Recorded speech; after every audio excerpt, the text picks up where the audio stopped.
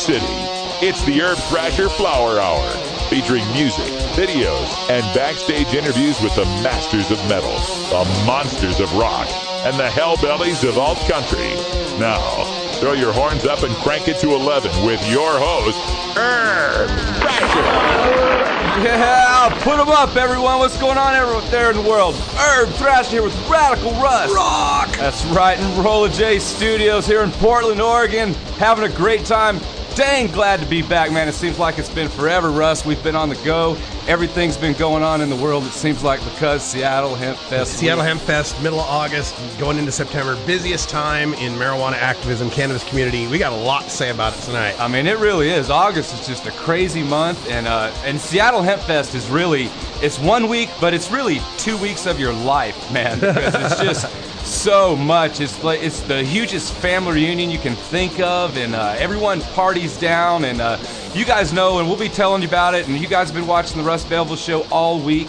He's been having all kinds of great interviews, clips, and just all kinds of stuff coming out. So you guys know we're going to bring Seattle Hemp Fest to you, because that's what we do here at 420radio.org, is bring the cannabis community to you. Enjoy it. Also bring the rock. That's what we do here, man. And Russ, sad news in the rock world, Blue Öyster Cult. Oh, yeah. Unfortunately, Alan Lanier of the band Blue Öyster Cult, dead at the age of 67, lung disease. And I wonder, if it was cigarettes and we could have got him on weed and still be here. Who knows? We'll talk a little bit more about that in a little while. Have a great tribute. And if we have time, we'll even get to one of mine and Radical Russ's favorite Blue Öyster Cult tunes in the second hour. So good stuff. Also this week, one of the greatest recreational cannabis users in the history, Dimebag Darrell, man, of Pantera. Yep, this week was Dimebag Week. Dimebag Day was actually Wednesday. Jose Mangan of Liquid Metal and all those guys, they've been having this Dime Day for years now, and it's turned out to this motorcycle fest, and so definitely got to play a couple Pantera songs, so we'll get to that. And, dude, Russ, for me, tomorrow night, me and Aiko, it's like a pinnacle in our lives. Black Sabbath is where we're going to be. So definitely going to get a Black Sabbath tune in there, maybe talk about them for a second. I can't wait, guys. I mean, this has been like a life dream to see a band like this. And to get to go to the Gorge. And those of you that don't know, the Gorge is like just this amphitheater out in the middle of beautiful, middle of the world hills and rolling vineyards everywhere and camping, and so real excited to see Black Sabbath like this. So let's get back, man. All kinds of stuff. Russ, let's show them what a cavi cone is tonight too, man. We got cavi cones. We'll talk about cavi cones that we brought back from Seattle Hemp Fest. So all kinds of good stuff, man. You guys kick back, load those bowls up. I figured we'd get to a couple of bands real quick that played Seattle Hemp Fest. And remember, most of these bands volunteer and play this Hemp Fest. And then plus, Cavi Gold Records had a lot to do with it. And I know that Head PE, Everlast, Lucero, December in Red, all these bands was all behind Cavi Gold. So, you guys turn it up, kick back. We'll come back and tell you a little bit about Hemp Fest. Got some great interviews, have a little medley, and see what else we can get into. Turn it up, folks. 420 Radio.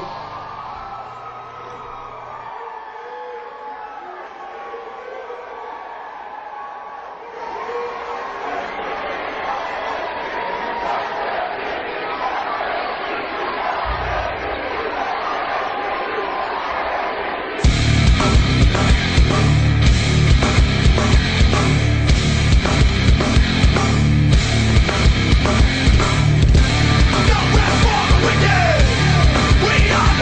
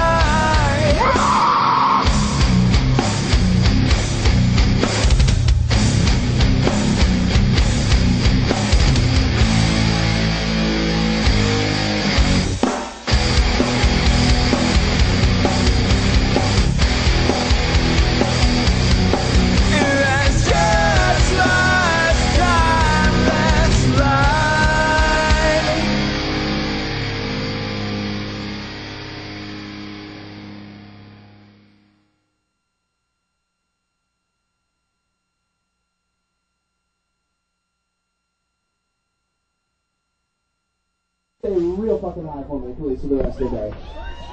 Just do that. Okay. And drive safe, yes. Real fucking high, though. Smoke one for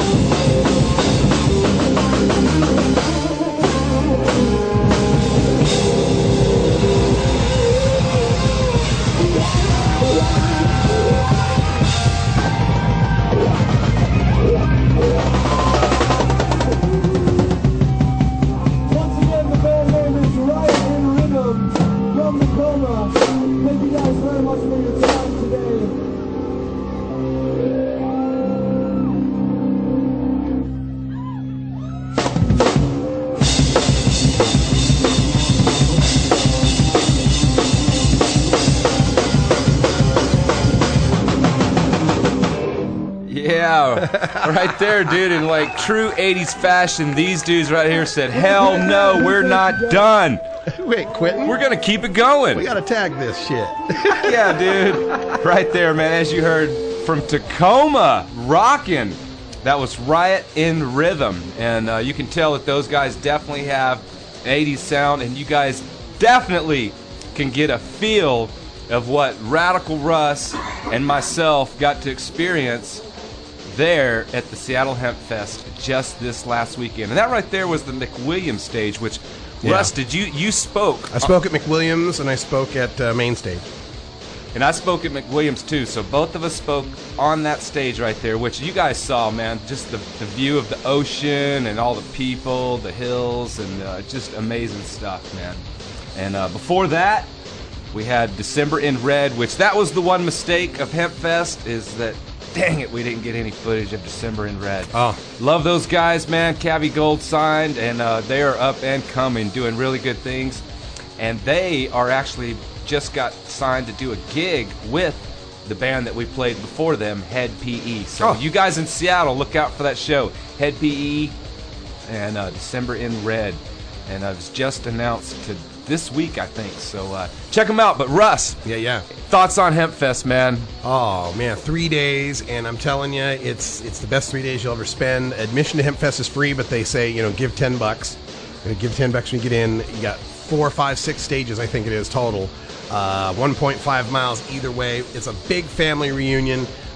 We get to hang out and see all of our friends, and I advise anyone who wants to see legalization happen, come out and experience it. And that'll charge you up to make you want it even more. Amazing stuff. 420 booth was in the middle of Dab Central. It was right down from the main stage. And then my Urb Designs booth was 425, which was very kind of close, really. I'm in front of the main stage, but really close to the 420 radio setup. And so I was able to go back and forth and hang out. Hopefully you guys were able to follow throughout. Russ, I know Friday we had problems streaming, but Saturday and Sunday everything was good, right? Yeah, Friday we had no power. Saturday and Sunday we streamed on Saturday for a while, and then as more people came into the park, they're all using the same cell phone reception, and like nobody was getting cell phone reception. It's true. So we couldn't stream, but we did get a lot of great video. It's true, man. I couldn't use my cell phone either, man. It was crazy, and I finally had to give up, and it was just crazy stuff. But, so 300,000 people. I'm pretty sure there was over 500 vendors. I know there was over 100 speakers. Friday night, we did the VIP party. Just a great time, man. Many bands that played there. You guys saw the first 3. And as we mentioned that we both spoke, there's a lot of great speakers there. And one of the founders, in fact, the founder of this thing, Vivian McPeak, he's always so invigorating, man. He's always so powerful. And so we figured we'd give you a little medley of myself, Russ, throw in Vivian, and see what else we got. So we'll be getting to you, and let's check out some Hempfest footage and come back and rock it. You guys load them up, folks.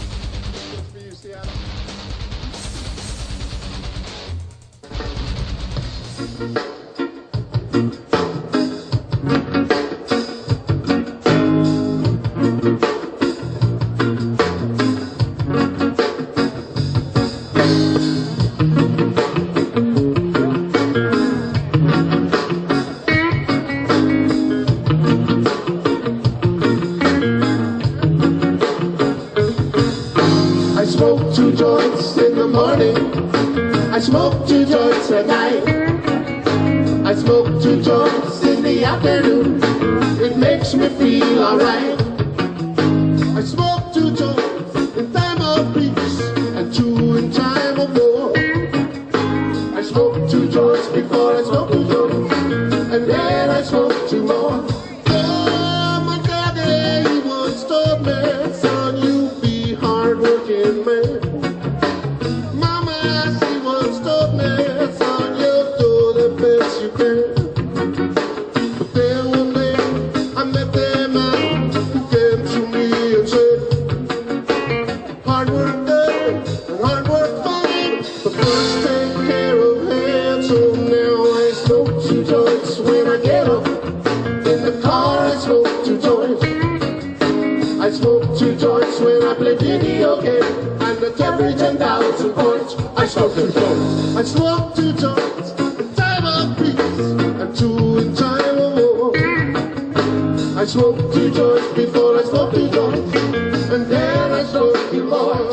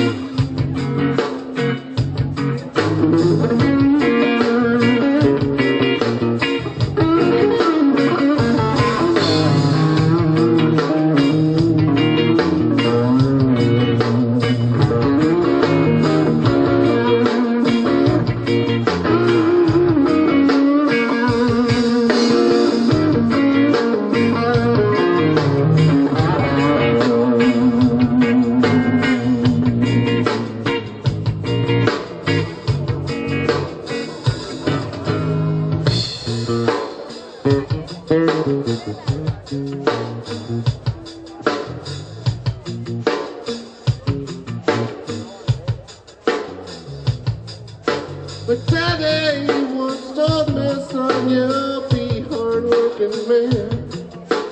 Mama, she once told me, son, you'll do the best you can. And then one day, I met that man who came to me and said, what did he say?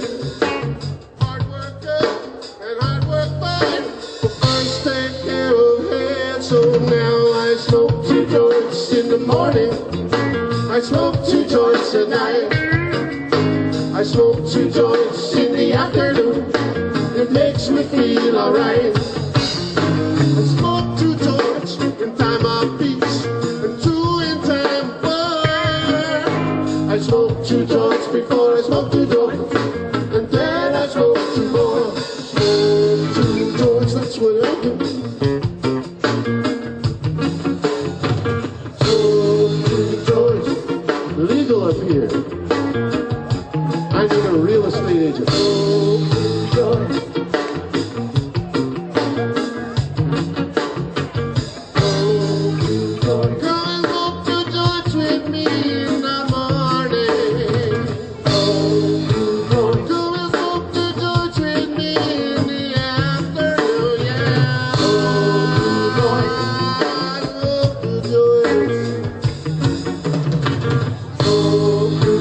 That's what I do. Smoke 2 joints. So many guys have volunteered their time, all these stages, all these people doing so much. Shout out to everyone out there. Shout out to all you guys supporting Seattle Hemp Fest. Yeah, right on everyone. I'm Urb Thrasher from 420radio.org, and I love to bring rock and I love to bring weed to the internet airwaves out there to all you guys. That's right, that's what we do, man. All these bands, all these guys right here getting ready to rock. So many bands, dude, are so in the community, man. They're so supportive of the cannabis community. So much of the cannabis community. We couldn't do what we do without the music we listen to. I mean, so many bands. You guys know, I mean, it's in pop music. Sting, he's been doing real good work with MPP, saying a lot of things. Rap, Snoop Dogg and the Hizzy. Come on, dude, that dude's done so much. Death metal, Chris Barnes, 6 feet under. You know what I'm talking about. That's right, dude, you know. So many people out there, so we support. We have a 24-hour kind of station, a lot of shows going on, doing news, Russ Belville's show. We got Big Daddy Fink's Roller Rink. You guys like disco on Wednesday nights, Friday nights? It's all good, man. So I also own a business, a cannabis business that doesn't sell pipes, bongs, that's right, or weed. That's right, we're a gift and apparel company, and as Cody, who's really cool from Idaho, talked about businesses, one thing Cody needs to do, though, is he needs to talk about bringing cannabis businesses to Idaho, and not just business to Idaho, but we'll get them all. But you know, one thing I love is, like, we don't need to just have businesses that sell weed. We don't need to have businesses that just sell pipes and bongs, man. This community is full of so many creative people. We should be doing all kinds of creative stuff, businesses. That's how we're going to change. Hi there, Russ Belva, 420radio.org. I was just in West Palm Beach, Florida, just a few days ago at Robert Platshorn's house. He's Bobby Tuna. If you don't know, he's America's longest-serving marijuana prisoner. Did 29 years. 29 years in federal prison of a 64-year sentence. Got out of prison, and his parole officer at the time was really cool. Parole officer's like, oh, you want to go to California, you want to go to Oregon, you want to go to Washington, and promote, you know, marijuana legalization, medical marijuana. They were cool with it. His thing is the Silver Tour. You can check out thesilvertour.org. And it's all about, should grandma smoke pot? It's like, should senior citizens use cannabis? And heck, if you know anybody who's older, man, their knees start to hurt, they get a little insomnia. You know, everything that goes wrong with aging, cannabis is good for it. So he's trying to educate the seniors because they vote. I mean, I love y'all, but y'all don't vote as much as seniors do, right? Senior citizens go out and vote. And if they're going to vote for marijuana, especially in Florida, you know how many senior citizens there are in Florida? All of them. If they vote for medical marijuana, it's going to pass, right? So he's trying to educate, right? But the man didn't like that. The man didn't like that. What happened? His parole officer, he lost his parole officer, got a new parole officer, and said, wait a minute, you're a federally convicted marijuana smuggler and you want to go promote marijuana legalization? You're grounded. Like a little kid, they grounded him to his home state. He can't leave Florida. Especially if he's going to promote marijuana legalization. The problem with that is he lost his whole, lifetime of earning a living in prison. He don't get no Social Security. I mean, very, very little Social Security. He's approaching 70 or in his 70s. I think he's 72. You can't just go out and get a job or something. His job is coming to HempFest and selling books and selling pins and selling... We've been putting up with people going to jails and prisons for 1, 2, 10, 5, 20 years for marijuana. It's got to end. It's an outrage. It's an injustice. We are not a threat. We're Americans. We're peaceful. We're nonviolent. And you know what's happening today at Seattle HempFest? The police are handing out bags of Doritos. We're winning! We are winning this war on us. And we might be living in this oasis called Seattle, but somebody, while HempFest is going on, somebody's life changed today. Somebody had that cop car behind their car today, somewhere in America. They had their doors kicked in today, somewhere in America. They had the handcuffs go on today, somewhere in America. Their life will never be different. Their family might be broken up. They might lose their marriage. They might lose their home. They might have their kids taken away. They might be put in jails and prisons like a common criminal, when all they've done is kick back and enjoy some music and watch some tunes and watch the TV and hang out and feel good and relaxed, while other people smoke cigarettes into the cancer wards and drink alcohol into the detox center. No one's ever died in 5,000 years of smoking marijuana. No one's ever overdosed. No one's ever had a toxic reaction. No one's ever had DTs. No one's ever had their brain fried or their liver destroyed. No one's ever gotten lung cancer from marijuana, despite the lies. Despite the lies. And we're winning. It's so beautiful to see this beautiful community and culture here for the first time able to celebrate a serious win. Measure 64 in Colorado, I-502 in Washington State. Ground-breaking, potentially game-changing events. All of our lives we lived under this meme, this prevailing myth that marijuana prohibition is an iron curtain. It's here to stay. There's nothing you can do about it. It's never going away. Well, we've just blown that right out of the water. We know that's not true. What's up, Seattle? My name is Scott McKinley from Cafe Gold Records. This is our second year to participate here with HempFest. We're very, very excited to sponsor for you guys. And for our second year in a row, we get to bring to you Lacero. Whoa, sorry about that. Good God. Okay. What is up? HempFest! We are Lacero from Everett. So happy to be here.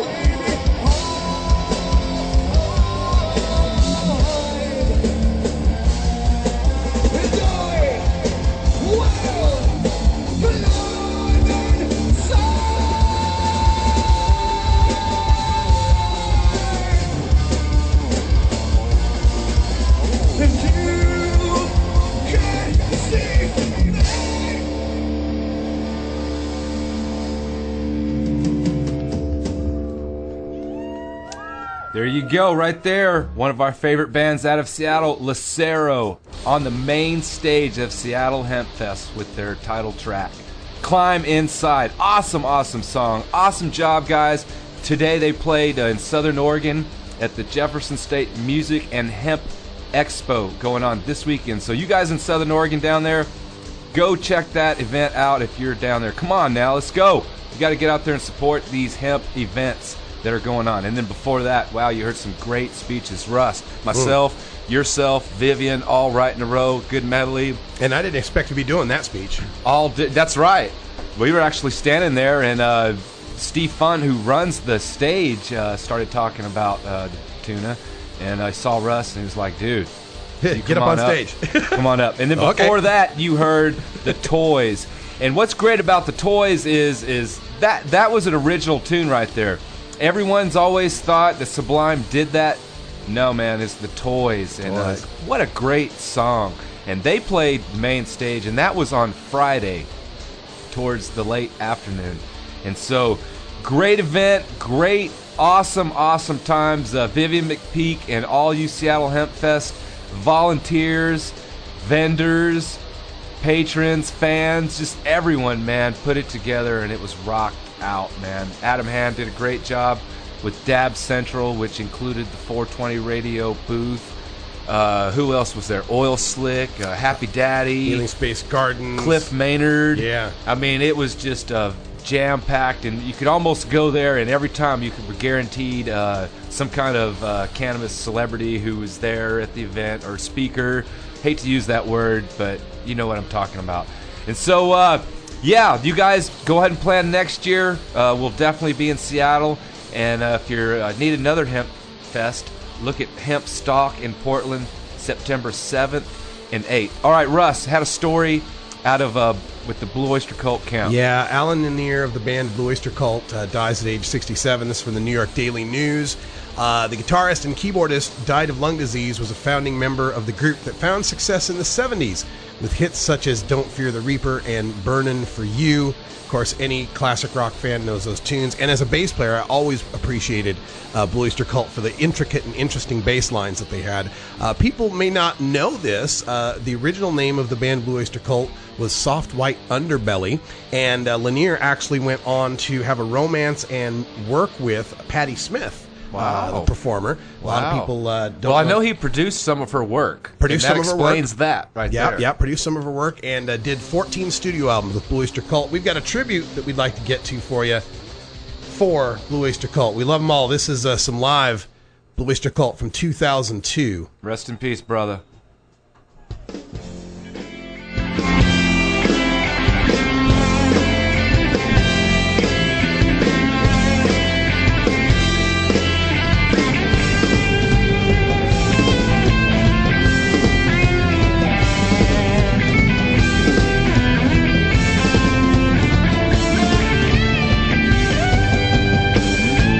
Home in the valley,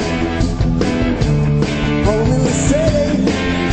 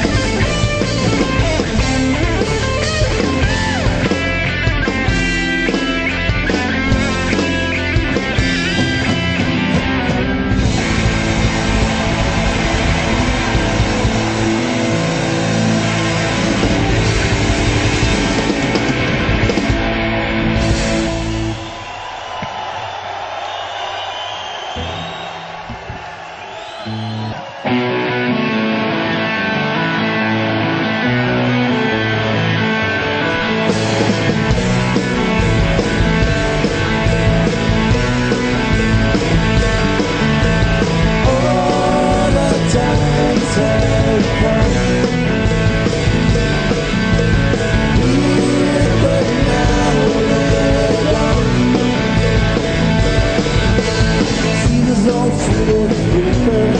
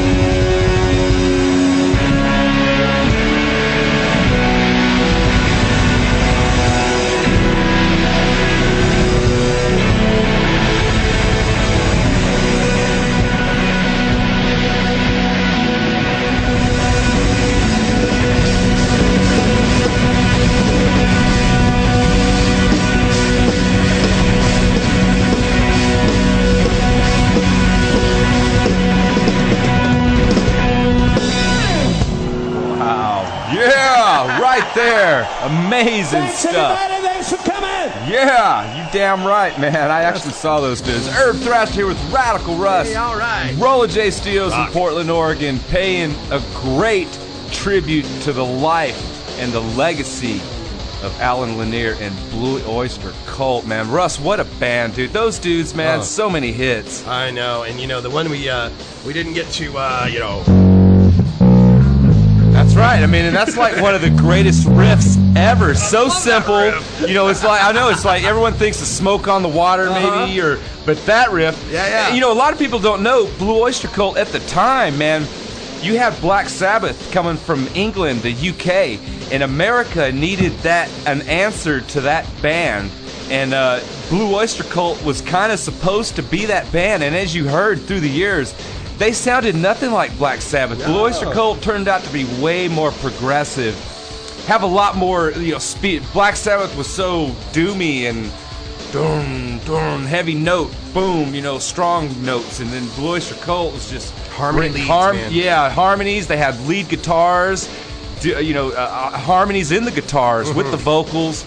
Just amazing stuff. You know what? They were kind of dark at the same time, but they weren't. You know what I mean? Like, if you dig deep into them, they were like the Tool of their time. Yeah. Ooh, that's good. That's very good. Very good. So there you go. So you guys definitely this weekend pull out your Blue Oyster Cult and get into that, and just kind of remember so many great tunes. Definitely glad to bring a couple of those tunes to you as well. And so Dimebag Darrell, man, this week has been Dimebag Darrell week, and actually this last weekend, or it's this weekend coming up, is Ride for Dime. And so just can't even say enough about, I made a joke in the beginning about he's one of the greatest recreational users, but in today's world, man, it's like, is there a recreational user anymore? It's like, so much, everyone's throwing the medical, that's a whole other thing, but I'd be curious what Dimebag would be saying about this whole medical thing, because he was the ultimate partier, whiskey, but he loved weed. Total loved weed, man. And so wanted to give a shout out to Dimebag Darrell and everything he did for heavy metal. I went back in '91.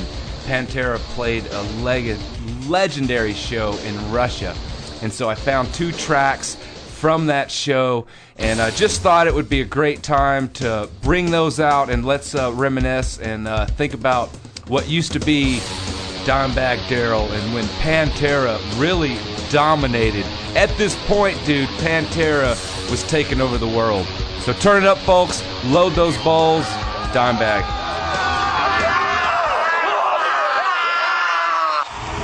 This is called domination!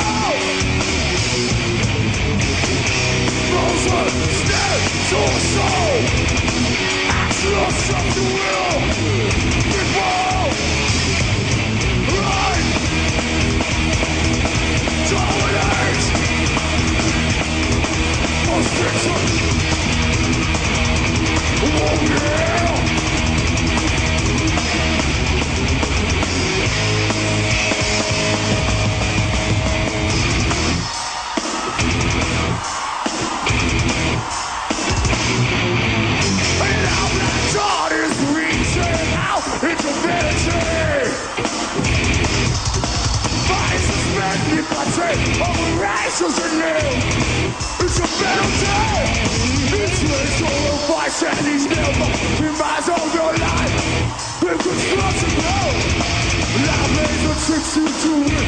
Life into your head, forcing you to bed. Your life is free, so hard. I'm a writer, oh, wow. Your soul, snare, to the sun. After yourself, you will. People, go. Dominate. What's wrong? Oh, yeah.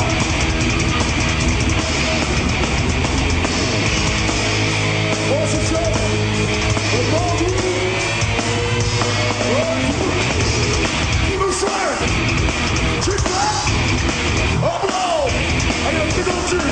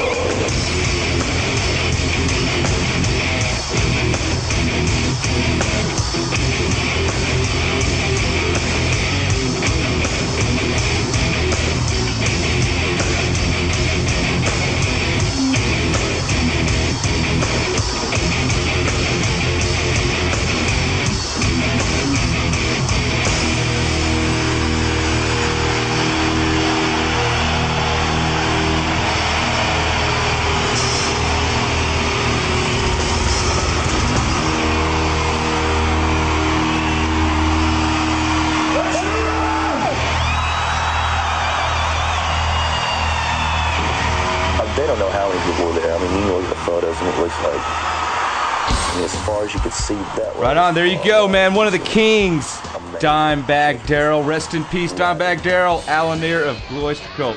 Want to take this time to show you some swag we got going. Oh, Russ, we swag. got some pins. Those are the 420 radio pins, $15. We'll have those up online pretty soon. They're 1 inch by 1 inch. And they're steel, man. Well, not steel. I don't know what the hell they're made out of, but they're metal. You know, they're pins. They're not buttons. Yep. That's the big thing now. Kids Big like Daddy, pins. Big Daddy Roller Fink stickers. Yeah.